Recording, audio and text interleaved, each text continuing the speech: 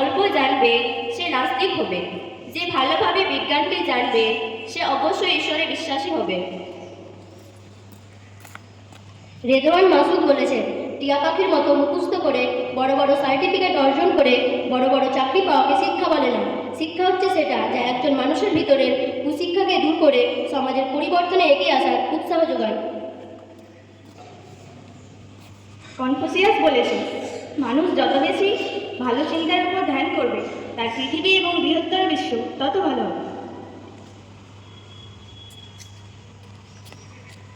Albert Einstein বলেছেন, স্কুলে যা শেখানো হয় তার সবটুকুই ভুলে যাবার পর যা থাকে তাই হলো শিক্ষা। এপিজে আব্দুল কালাম বলেছেন, একটা ভালো বই 100 জন বন্ধুর সমান, আর 100 জন বন্ধু একটা লাইব্রেরির সমান।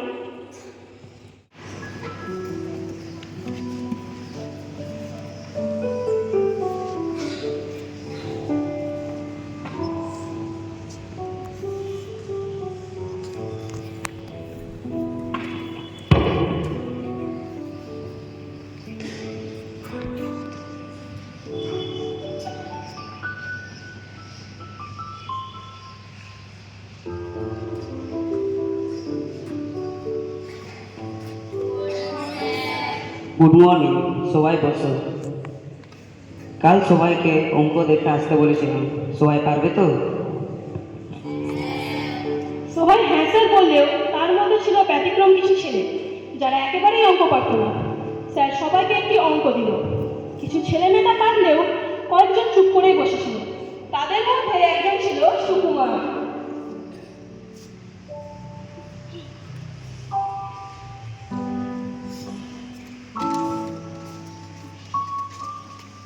কি ব্যাপার সুকুমার, পুরুষ মানুষ হয়ে অঙ্ক পারিস না? লজ্জা লাগে না তোর? আমাদের কাছিস সোজা একদম টাইম ধরে পুকুরে ছুটে ফেলে দেবো। জানিস তুই পেট্রোল দোরগোড়ায় কী লেখা আছে আর সঙ্গের দরজাতে কী লেখা আছে সেটা কি তুই জানিস?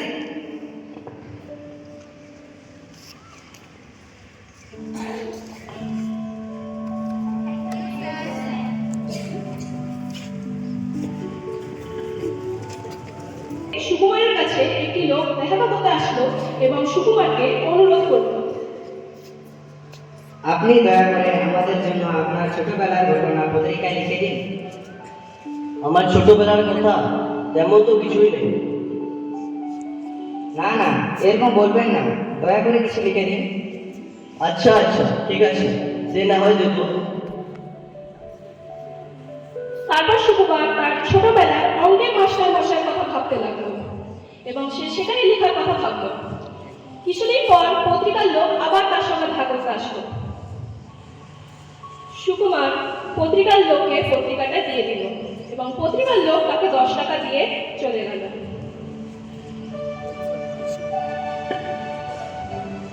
মাস্টার মশাইয়ের কাছে এই 10 টাকায় আমার নগদ লাভ।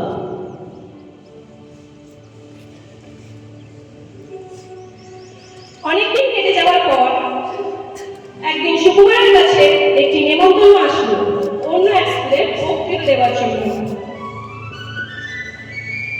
আপনি অবশ্যই যাবেন আমাদের স্কুলে বক্তৃতা দেওয়ার জন্য।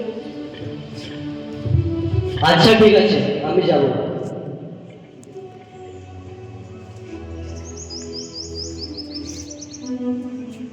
প্রিন্সিপাল ও স্টুডেন্টস তাকে সম্বর্ধনা জানানোর জন্য আসলো। তারপর শুরু হলো বক্তৃতা দেওয়া। সুকুমার জমিয়ে বক্তৃতা দিতে লাগলো। অল্পের জন্য ফুলদানিটা বেঁচে গেল।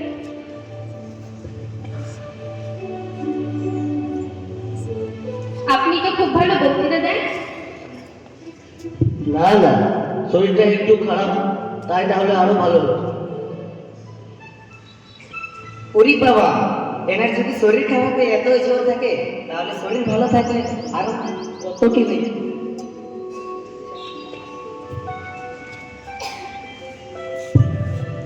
আসুন, আপনি বসুন।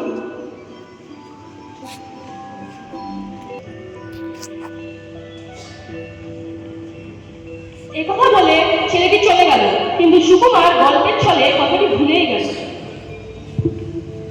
আচ্ছা মিস, আসি তাহলে আজ। আচ্ছা ঠিক আছে। সুকুমার ফিরে যাচ্ছিল, তখনই কেউ একজন তাকে পেছন থেকে ডাকে। সুকুমার! সুকুমার পেছন ঘুরে দেখলো তার মাস্টার মশাই দাঁড়িয়ে। দেখো বাবা, তোমার এই লেখা আমি সব সময় আমার কাছে রাখতাম। কতদিন হয়ে গেল, তুমি এখনো আমাকে মনে রেখেছো। কি যে খুশি আমি তোমাকে বলে বোঝাতে পারবো না।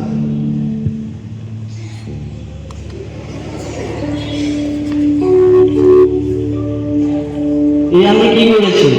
সে স্নেহ, সে মমতা, যার দাম সংসারে সব ঐশ্বর্যের চেয়ে বেশি, সেটা আমি শুধুমাত্র 10 টাকার জন্য বিক্রি করে দিলাম।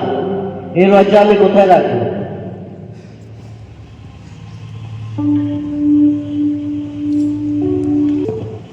এই নাটক থেকে আমরা এই শিক্ষা পাই যে শিক্ষকদের কঠোর আহ্বানের আড়ালে যে কর্তব্য করার হৃদয় রয়েছে, ছোটবেলায় অনেক সময় আমরা ছাত্রছাত্রীরা তা উপলব্ধি করতে পারি, কিন্তু সময়ের সঙ্গে সেই আন্তধারণা ভেঙে যায় এবং আমরা অপরাধে ভুগি। এই বিশ্ব সংসারে এমন কিছু বোধ আছে যা কোটি কোটি অর্থ বা যে কোনো ধনরত্নের বিনিময়ে কেনা যায় না। তেমনই এই নাটকে আমরা দেখলাম আপাত রাধি মাস্টার মশাইয়ের স্নেহ, মমতা, ক্ষমা এমনই এক মহামূল্যবান দাবি সম্পদ।